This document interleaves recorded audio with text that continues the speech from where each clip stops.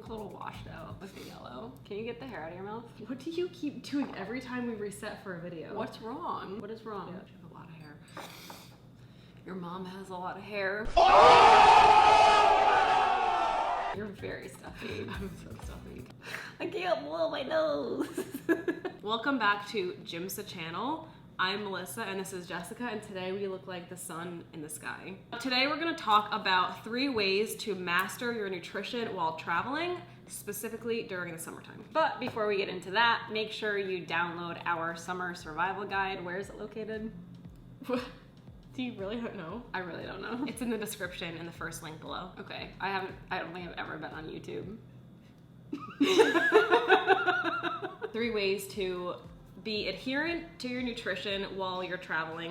I feel like mostly on like long road trips, or even if like you're like flying places and you have like connecting flights and all your kids, or you're just like piled like a pack mule and you're trying to like get from your house to your vacation destination, right? Let's talk about like road trips first, because I feel like even road trips or like the travel aspect of it, right? So this is something that I feel like I always struggled with. I feel like you have too, of just kind of like every time we went on a road trip with our family in the summertime, like we drove from Connecticut to Florida, and like dad and mom would always like stop and get like all these like fun snacks, like Pringles, candy, and just like literally everything. Dad is the biggest snacker like ever. Like he loves to have all the fun snacks, all the fun foods. And so there's always like either mom would go out like and get a bunch of like groceries the day before, or it would be like stopping at a gas station and just like piling all the snacks. Yeah, and like the entire week or like weeks prior to going on like that family vacation, we would restrict ourselves and like really be on a diet and like, you know,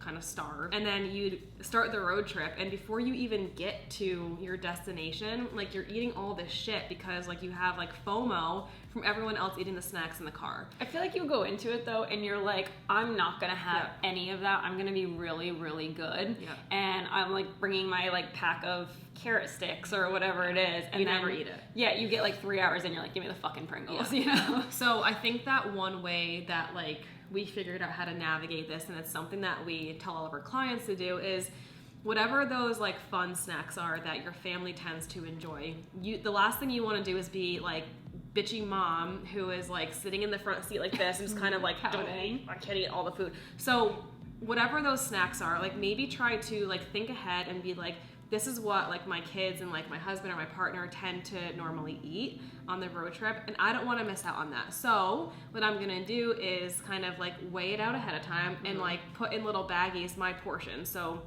whether it's like Cheez-Its or Pringles or like Doritos or like whatever it is that you want to have, weigh it ahead of time and just like put it into smaller portions. That way you're not mindlessly just like elbow deep in the bag of chips, you know, eating Doritos the entire 20-hour car trip. Yeah, think about it like almost like packing your kids' lunch, right? You're not gonna like send them out with like a whole giant bag of Doritos. Like get the small baggies, snack size baggies, weigh it out ahead of time, like put it in your individual Ziploc bags.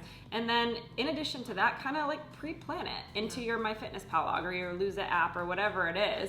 But you want to kind of have placeholders where you can account for, okay, I know, you know, tomorrow we're on a 6-hour car ride and these are like the 4 snacks that I know that I'm gonna wanna have. I've already pre-weighed them. I've already, you know, I understand like how many calories I'm gonna be eating like from those 4 snacks, and then I'm just gonna pop it into MyFitnessPal the night before. That way I know when I'm on the road the rest of the day, like that's already accounted for, and all I have to do is like log the rest of the food that I'm eating on the trip. Yeah, I just drove from Dallas to, where did I drive to? Arizona. To Arizona in a day. And so it was like a 17-hour road trip.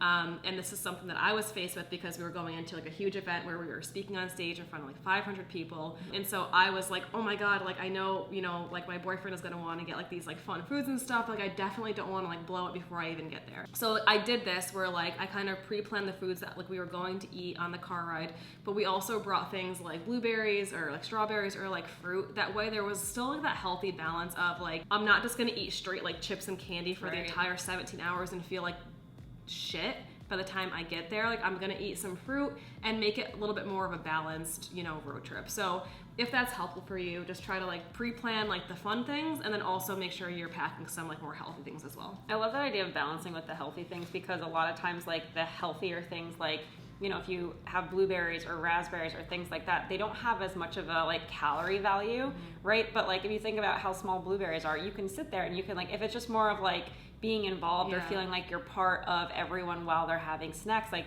you take one blueberry and put it in your mouth, you can like stretch that out over like a 20-minute period and still probably eat under 100 calories, right? So it's just more kind of that sense of like being involved, but being able to have the fun foods plus like the healthier foods, like it's all about balance at the end of the day. Fast food. So I feel like this is a pitfall that a lot of people kind of run into, because you're like, okay, I didn't pack food for everybody. All my kids, they are excited about like the road trip or whatever, and they want to stop at McDonald's or Wendy's or whatever it is. Chick-fil-A. And you're like, shit, how do I navigate like fast food? And so a lot of times what we've seen in the past is like, well, I'm just not going to eat, or I'm going to get a salad, when really like you see, and like, the rest of your family like enjoying like a burger or a chicken sandwich. Or like the French fries, like that like steaming hot salty French fries that come out, and you're like sitting there and like you're like, I'm going to be good. I got ordered a salad, like I don't want it. And then you have all these smells in the car, and you're being a miserable bitch in the front seat that no one wants to be around, because like you're not allowing yourself to have this. So there's ways to be able to stop and get fast food without completely blowing it. My go-to is like if we go to Chick-fil-A or Wendy's or whatever it is, I tend to get like the grilled chicken sandwich over like the fried chicken sandwich.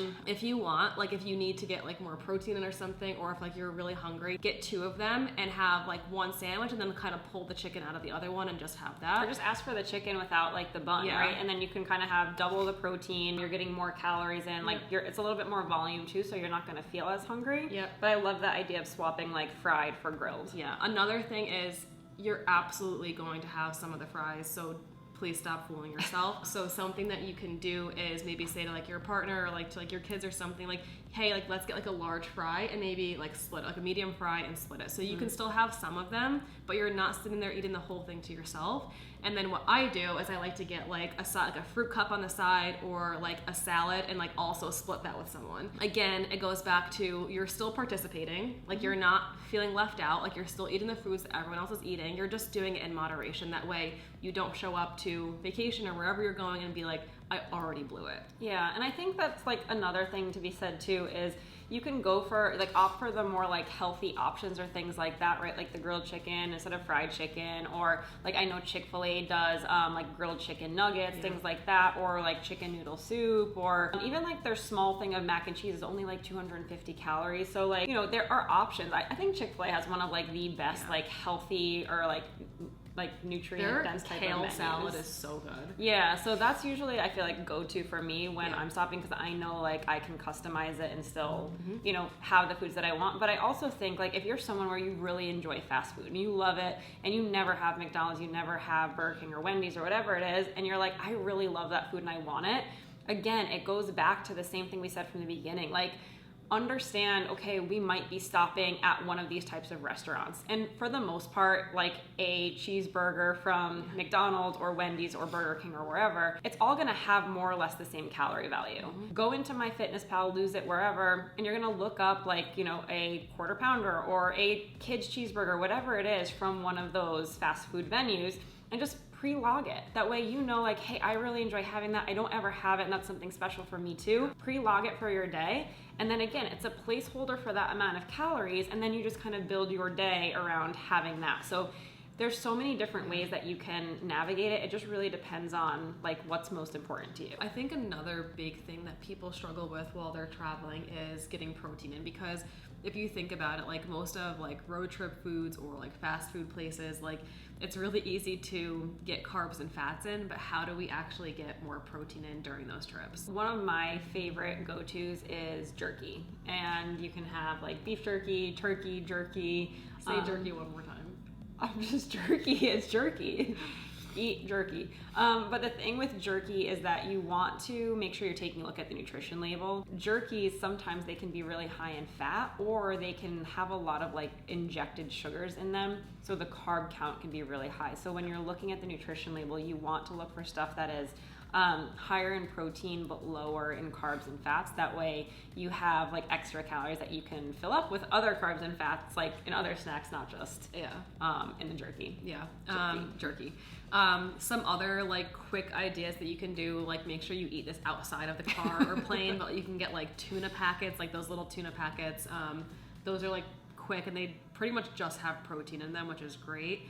Like you can add them to salads. Like if you do go to like Chick-fil-A, for example, and you want to get like, you know, a chicken sandwich, then you have your salad and you want some extra protein, like tuna packet with the salad. That's or like if you're stopping to get like a sandwich or something, like do like double protein on it. That's something I just did at Subway and it was not good, but wherever else you're going, like just double the protein. And then the other thing that we do is just I always pack a protein bar on me just in case like I'm starving and there's like you know, you're in like a desert road and like there's nothing around and like you're gonna hurt someone because you're hangry. So you sound like you had a traumatic trip. That's what happened. That's what happened from Texas to Arizona, and it was like desert road for like miles, and we're like, oh my god, if something happens to the car, we're gonna die. Yeah. I believe that you would probably die. Yeah, you'd just be like, that's it. I'm not even trying. I'm not walking. No, I would try. Would you? Yeah, maybe. It depends on your mood. Yeah. So protein bar, and then what's your favorite type of protein bar? The One Bars, like the birthday cake flavor specifically. Everything else is horrible. I think there's a honey almond or something that's pretty good as well, but One Bars are definitely my favorite as well. And then what's the little protein shake that we got in Miami that was really good? Fairlife? Fairlife, or I don't think it's Muscle Milk. I don't know. There's another brand that they make a protein shake, and it's like there's anywhere between like 35 to almost 50 grams of protein. Just check the like nutrition label and opt for things that are lower in fat, lower in carbs, but higher in protein. That's a good way to like supplement with some of your protein. And like all the gas stations have those.